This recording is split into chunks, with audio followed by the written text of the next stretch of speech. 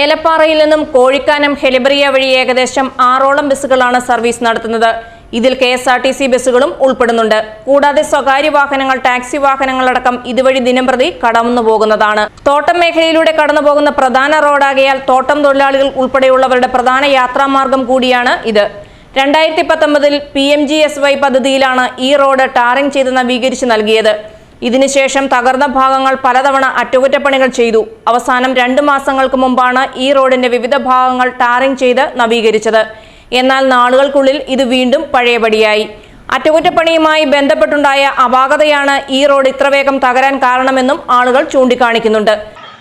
ഏലപ്പാറയിൽ നിന്നും കോഴിക്കാനം വഴി ഹെലിബ്രിയ കുമളി വരെ പോകുന്ന മെയിൻ റോഡിൽ ഏകദേശം 6ഓളം ബസ് സർവീസ് നടത്തുന്നുണ്ട്.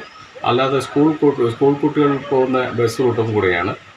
ബൈക്കിൽ ഒരു ദിവസം 100ഓളം ബൈക്ക് യാത്രക്കാർ പോകുന്ന വഴിയും കൂടിയാണ്.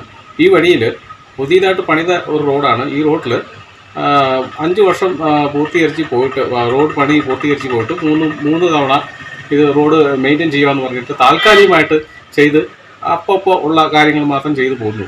അല്ലാണ്ട് ഇത് സ്ഥിരമായിട്ടും കാര്യങ്ങൾ ചെയ്തു പോകുന്നില്ല. ഇപ്പോഴാണെങ്കിൽ 1.5 കിലോമീറ്റർ, ഏലപ്പാറയിൽ നിന്നും 1.5 കിലോമീറ്ററിനടുത്ത് റോഡ് പൊട്ടിപ്പൊളിഞ്ഞ് വളരെ മോശം അവസ്ഥയിലാണ് പോകുന്നത്. ബൈക്ക് യാത്രയൊക്കെ വീണ് പോകുന്ന ഒരവസ്ഥയാണ്.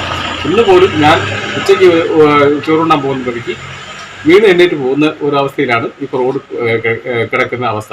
അതുകൊണ്ട് എത്രയും പെട്ടെന്ന് അടിയന്തരമായിട്ട് ഈ റോഡ് മെയിൻ്റെനൻസ് ചെയ്ത് താൽക്കാലികമായിട്ടല്ല നിരന്തരമായിട്ടുള്ള തീർവ് കൊണ്ടാക്കി തരണമെന്ന് സർക്കാർ ഇതിൽ ഇടപെടണമെന്ന് ഞങ്ങൾ ആഗ്രഹിക്കുന്നു.